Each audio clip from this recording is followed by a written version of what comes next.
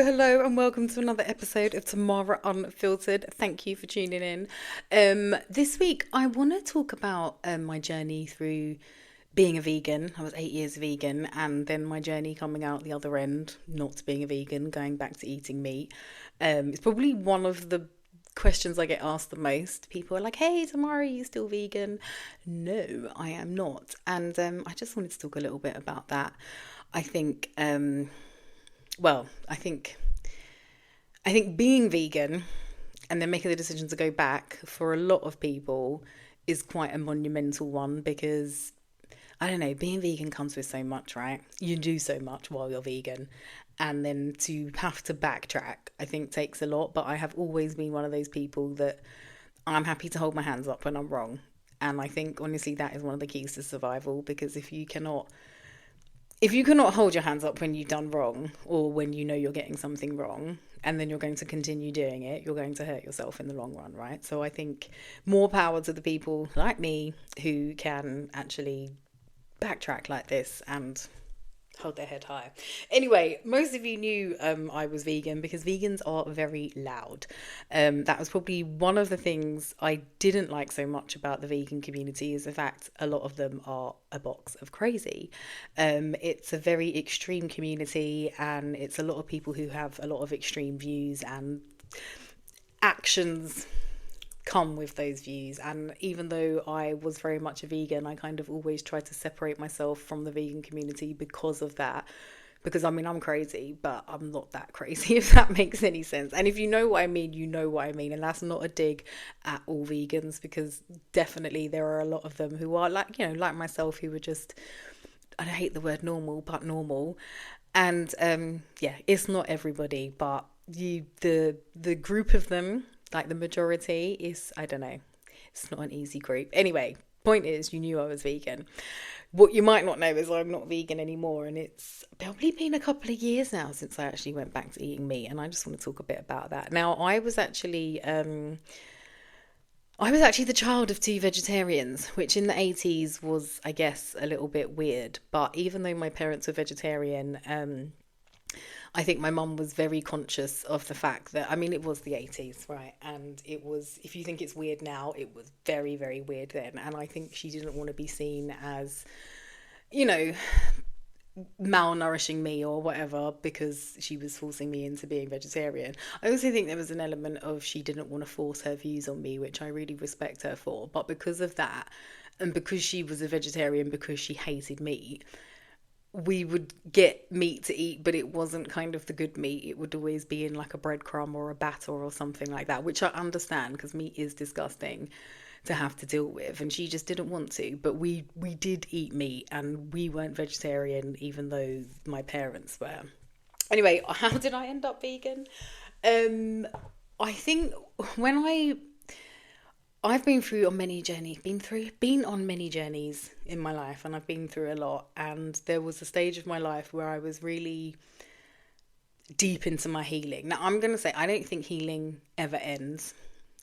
Someone told me the other day I was unhealed. I was like, well, no shit, Sherlock. Who the fuck is? I actually believe we come to this planet to do all this work and to do all this healing. And when you're actually done with the healing, you probably just go like, poof, right? And that's it, your work here is done. So I've clearly not gone poof yet. I've got work to do, right? I am aware of that. But at the time, I was very, very deep into my healing and my love and light stage. And I was pregnant at the time with Night. And I remember I'd gone to the cafe and I'd bought some bacon rolls, and I was driving up the road with them, and just the smell in the car, I remember thinking, like, I could smell the death and the pain of this pig. It sounds crazy, but I just remember thinking that's what I could smell. And it was at that point I just stopped eating all meat. It became very, very disgusting to me. I mean, like I said, I was deep in my healing stage, and I don't know, I was just like, oh, these poor animals. And I think as well, the stage I was at, I felt like I was saving the world a little bit. Again, vegans with their crazy ideas. But so I don't know, I wasn't a very good vegan. That, I think, was where the problems began. I was what I will call a beige vegan, meaning if it was beige, I would eat it. So like chips, bread, more chips, more bread, maybe some more bread with some more chips, right? And I was vegan for about 8 years in the end. It was coming up. And I don't know, things just started happening to me. And I think it was a slow burner. It wasn't like it all happened quickly, but I don't know. I guess everything just started taking its toll, like mainly the way I flipping ate. And the first thing that I noticed was I was fat. Now, I'm not fat because, I mean, if you see me, you know my build. I don't have that, well, touch word, don't have the potential to be obese, but I was noticeably a lot larger than when I was not a vegan, which was funny because a lot of vegans are like, they look all skinny and healthy, right? And that was just not me. I was just getting fatter and fatter. I also had a problem with my gums, and I mean, you literally just had to look at my gums or poke them ever so slightly, or even just suck like that. They would just be bleeding, constantly fucking bleeding, right? And I don't know, my bones just felt weak. If that even makes sense. I just don't know, they just felt weak, and I just didn't, I don't know, I just generally was not okay. I was just not okay. And I started doing a lot of research, because if you know me, you know I like to know everything, and I kind of came to the conclusion that maybe being vegan wasn't the best bloody decision I had made for myself, right? And again, back to that thing where if you can't look at something and go, oh, I was wrong, you're going to stay fucked, right? So, I don't know, I was really looking at a lot of things, especially like your blood type and stuff, which I'll get into in a minute. But I don't know, looking at a lot of different factors, and it all just kind of pointed towards I should probably be eating some meat, right? And then, I'm going to be honest with you, the deciding factor to all of this was Bill Gates, cunt, and Kim Kardashian, bigger cunt, equal cunts, I'd say. They both started promoting veganism, and I was just like, whoa, hold on a flipping minute. Anything those two promote is going to kill you real fast, right? They're not for the betterment of humanity, especially Bill Gates. That man wants like the majority of us fucking dead, okay? And when those two started promoting it, I was like, you have been tricked, Tamara. You have been duped into thinking like veganism is the way. Because I remember thinking at the time as well when I went vegan that I was basically saving the world, because I still stand by the fact that we produce far too much meat.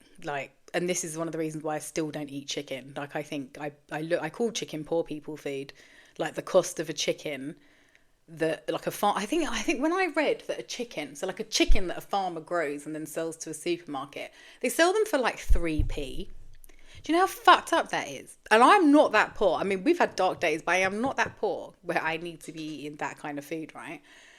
We simply, I don't know, we cannot keep producing what we're producing, which is why people like Bill Gates are promoting veganism and trying to tell us we should all be eating bugs and stuff, which I think is stupid. I think we need to find a middle ground where we're just not mass producing so much shit. Even though I went back to eating meat, I never went back to eating the shitty kind of meat, as I call it, like the mass produced, over processed, that kind of shit. I never went back to that. But I do think this thing where I was duped into thinking if I stopped eating meat, I would save the world. I don't know. I was feeling very nonchalant and on my high horse about it. But the minute those two started promoting it, I was just like, well, you've got that fucking wrong, haven't you? And yeah, I had to take a real look at what I was doing. So I don't know. I obviously couldn't live off of chips and bread every day. And I slowly kind of, I don't know. I started eating meat again, because this is another thing.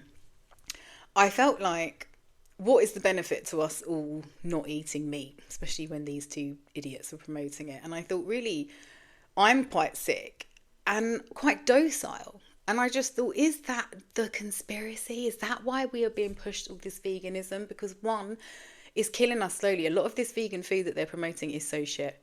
Oh my God, it is so over processed. And again, there were so many factors that kind of pushed me back to wanting to eat meat. But when I was buying stuff that was like fake meat that had 700 ingredients in it, half of which I couldn't spell or pronounce or even know what it was, I just started thinking, this isn't actually the healthier option. This is not, I don't know, it wasn't good for me. And I just thought, really, being so deep in my love and light stage when I went into it, and then kind of coming out the other end feeling so love and light and so fucking docile, I don't actually think that's what's going to save the world, sorry to say. I don't think all of us being all love and light and accepting and happy and great is, I actually think it's going to take some kickback and a little bit of, like a little bit of, that was a silly sad cat sound, but I'm doing just a little bit, I don't know. I think if we're going to survive whatever this shit is and whatever may come, we're going to need some strength, right? And I was not feeling very strong. So like I said, I went back to eating meat, kind of slowly ease myself into it, and I did it a bit more consciously this time. And you know what was interesting? It managed to align with me going on a trip to Switzerland. Now, I'd never been to Switzerland before. Let me just say, if you've never been to Switzerland and you're thinking about it, I mean, you've probably maybe been put off by the whole CERN thing, but the rest of it, honestly, it was one of the best places. I'm actually going to say the best place I've ever been to. I've not travelled the whole world, but I've been to the Caribbean and I've been a few places. Switzerland was the best place I've ever been to. I have never inhaled such crisp air. I've never seen such natural beauty. Have you ever seen a daisy that's this big? If you're listening to this, I'm making big shapes with my hand. Like the just the nature out there was absolutely, it's actually a fun little story. It made me cry. That's how bloody beautiful it was. We went to see this lake, and as we were kind of like coming up the road and like coming round the corner, the minute we kind of got into view of the lake, I just burst into tears. I have never seen any, because I was so overwhelmed by the sheer natural beauty. I had never seen anything like that in my flipping life. Anyway, back to my whole point. I had gone to Switzerland when I had just kind of got back into eating meat. And over there, especially the place we were, they could tell you like what field the cow had come from. So you like order a steak and they're like, oh yeah, this is Betsy from the field down the road. Like, it was so fresh, so, I don't even know what the word is, so local, so organic. It was just, I actually felt like I got so much benefit from that being my first kind of introduction back into meat. It was just, I still think about that meat now. I might have to book a trip to Switzerland. I will say, if you're going to book a trip to Switzerland based off of what I've said, I have to do a disclaimer. It's fucking expensive. Switzerland's like my dream country that I want to take the kids to. I could happily pack us up now and take us off to Egypt. I could not happily pack us up now and take us off to Switzerland. I literally could. It was £4.50 for a bottle of water. Not a big one, just a small one, like a normal one you'd just put in your backpack on your merry travels. £4.50. I spent £30. I'll never forget, I bought a spaghetti bolognese. It was £30. Sorry, but I just had to let you know that Switzerland, as fucking great as it is eye-wateringly expensive. It is definitely a richer people's endeavour. But point is, I went there and I had some of the best meat I'd ever had in my life. And do you know what? I'm not going to say it's just this meat, but within 2 weeks of going back to eating meat, my gums stopped bleeding. And I obviously slowly started feeling a lot better. Like, I feel strong now. Like, I could probably lift... Well, I can't lift Kale up because he's hench as fuck. But I don't know. I'm just feeling a lot stronger and a lot better. And here's the thing. I do think your blood type plays a role. And obviously, towards the end of my vegan journey, I had been reading about blood types and how your blood type is kind of... denotes what you should basically be eating, right? And so there's a few different blood types, and I happen to have the oldest blood type in the world, right? I'm O positive. Now, O positives, we're supposed to eat just a lot of red meat and like animal insides and things, a lot of things that I find gross, to be honest with you, but that's what we're basically supposed to be eating. And I do think I have just been thriving so much more since I've been having some meat. And one of the things that prompted this podcast was, if you remember last week, I was talking about how I'd got quite unwell. I was having some issues and ended up losing quite a lot of blood, and I was trying to build back up my iron. And I've got these tablets. They're called Optimized Female. They're by a company called Ape Nutrition. Now, by the way, I must say I love this company. They sent me an email the other day. It was like 10 reasons why Bill Gates is an evil person. And I was just like, God, I love this fucking company. Like, they're not only very conscious, I don't know, their product is very good. So like all their products are like, it's like protein kind of stuff, right? So a lot of it's like animal based, what is all animal based, I should say. But they're all like grass fed and grown happily and nicely and taken well care of and not got any hormones and stuff like that. But the point is, one of the reasons I'd gone vegan is like I'd convinced myself it was the reason I was having bad periods. I kind of felt like, eating dairy products, especially, which are products of rape, essentially, like, my views on that hasn't changed, but I kind of really came from the place of, eating all of that doom and destruction is really going to cause you to be having bad periods. But now fast forward to me taking these tablets, which are basically a bunch of cow insides. If you remember last week, I was saying I've just come off the best period of my life, like literally the best period of my life. And I think, I don't know.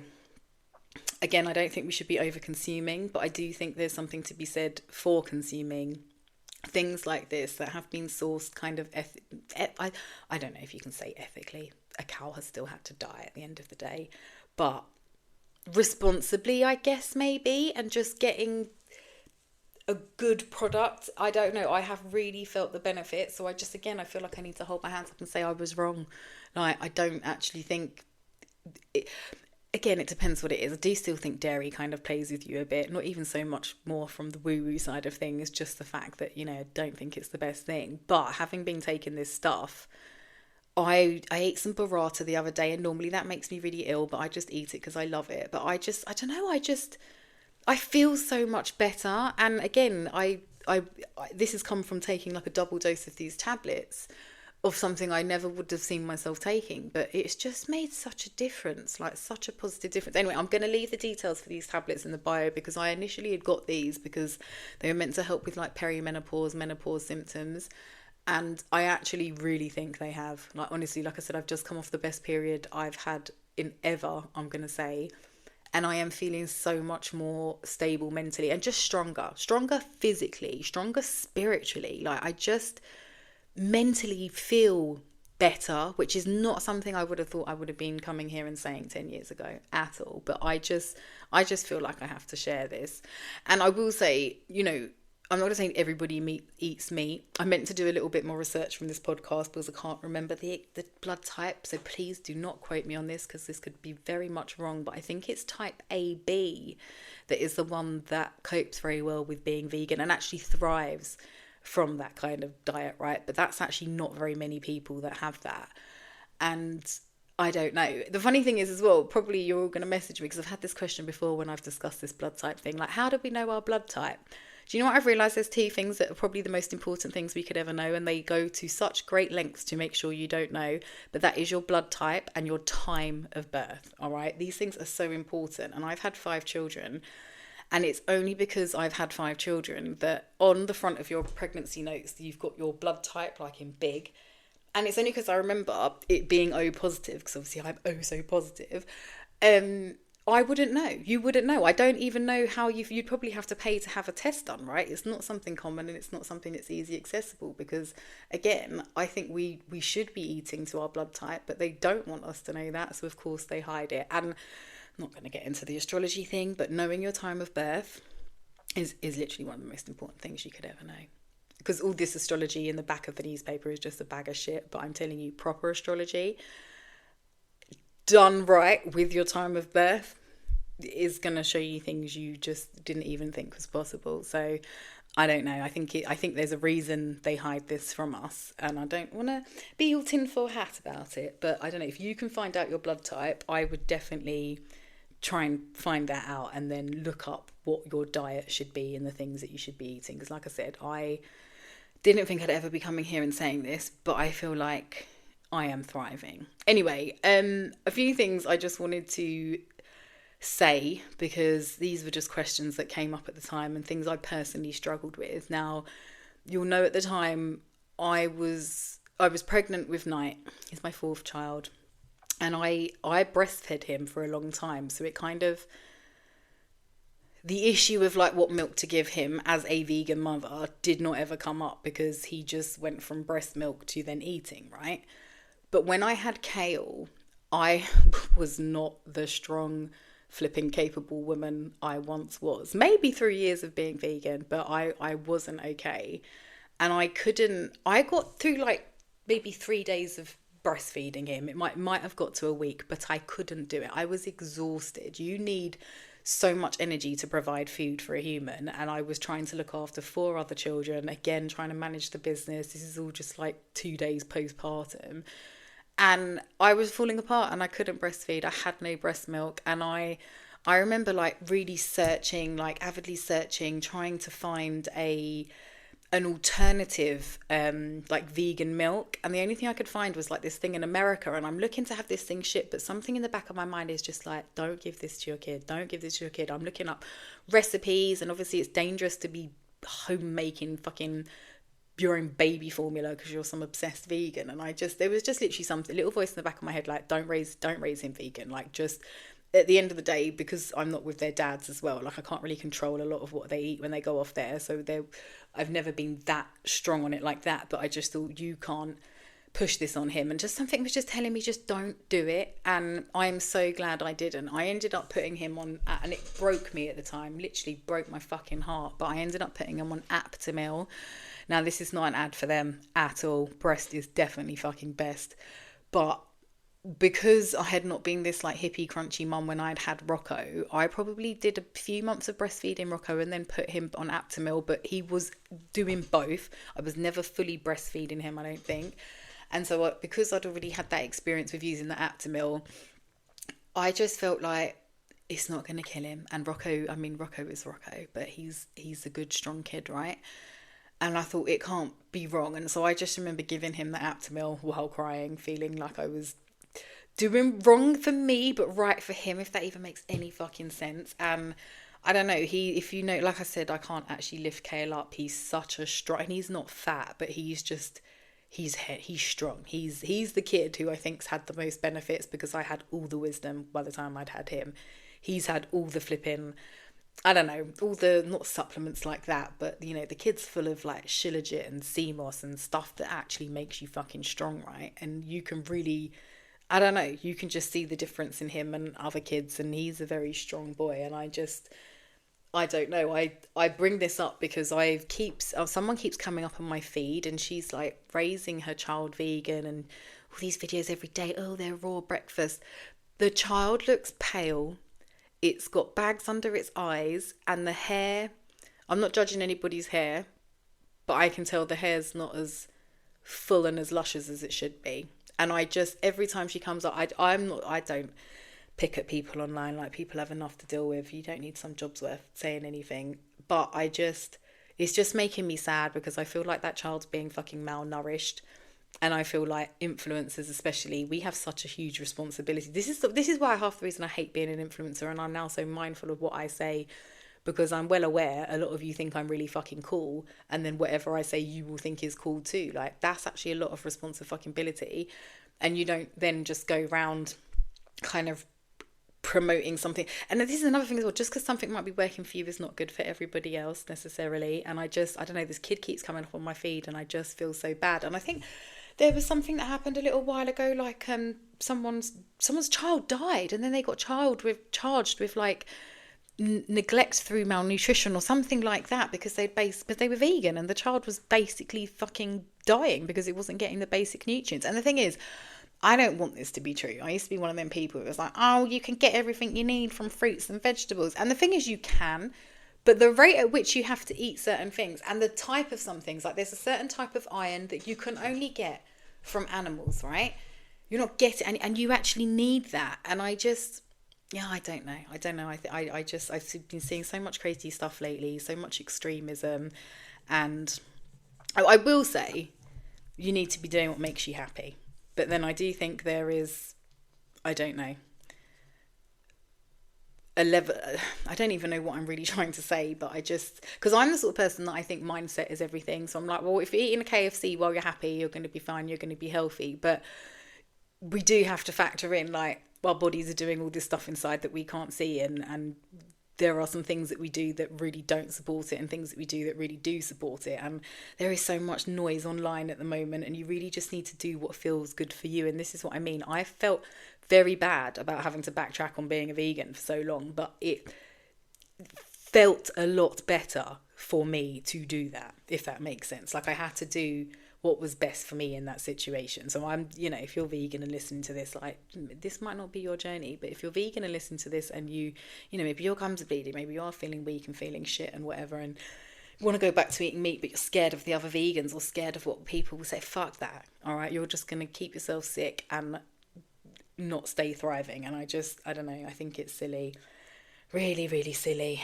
But yeah, I say all that to say, don't be so influenced by a lot of these people online, because a lot of them don't know what they're fucking doing. And I think as well, with this woman in particular, she's getting a lot of attention from her child. People lack a lot of attention. The things I see people do online in the name of attention is quite sad a lot of the time. But just be careful what you're giving your attention to.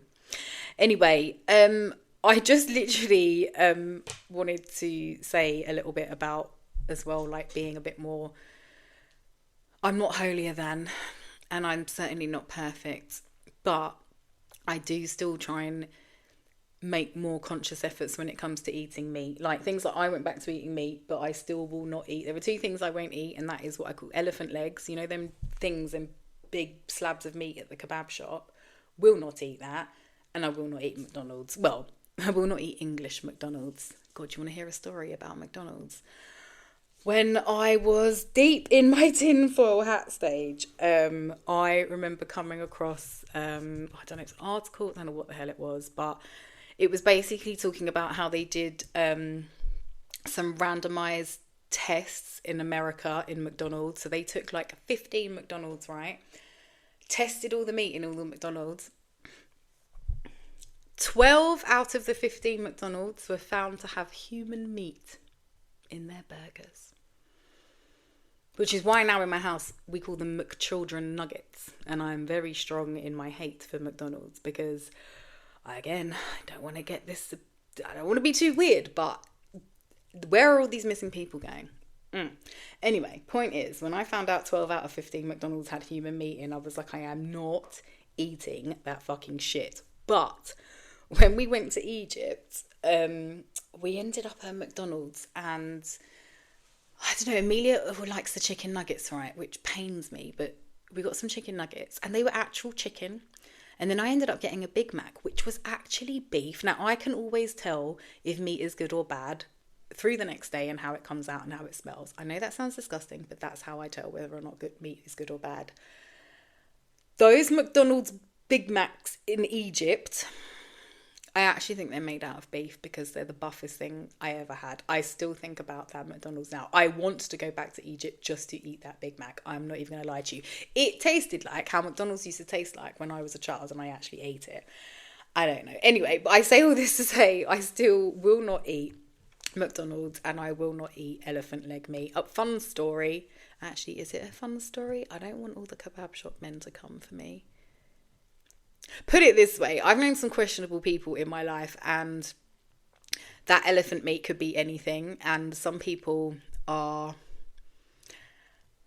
I don't know, some people are willing to be paid a hefty sum to get rid of other meat, and then it ends up in this questionable meat, because who can even tell what the meat... Point is, I would not fucking eat that shit if you paid me, okay? And as much as I said, don't listen to the influencers, listen to this, all right? Don't eat that shit, okay? It's not good for you.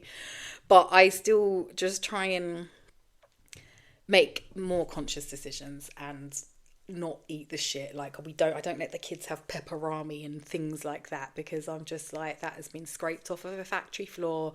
It's got absolutely no benefit whatsoever. I mean, don't get me wrong. They have the odd hot dog here and there. And this is the thing as well.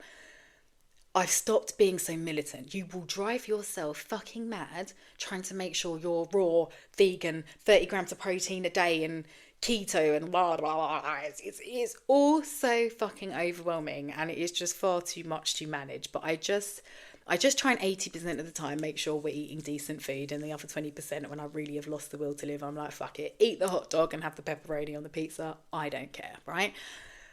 But I do that at the same time of just, like I said, that bit where I'm just trying to be mindful of what I'm putting us, because the thing is as well, you don't feel this stuff straight away. It's like, I didn't go vegan and suddenly get unwell. It took 8 years for, to take its toll. And again, when you're getting better, it might take just as long. I mean, it's been a few years since I've been back eating meat, and as much as my gums cleared up really quickly, it's taken a long time and a lot of building to get back to feel, I feel youthful again. I'm feeling like my 25, 30-year-old self, which is insane.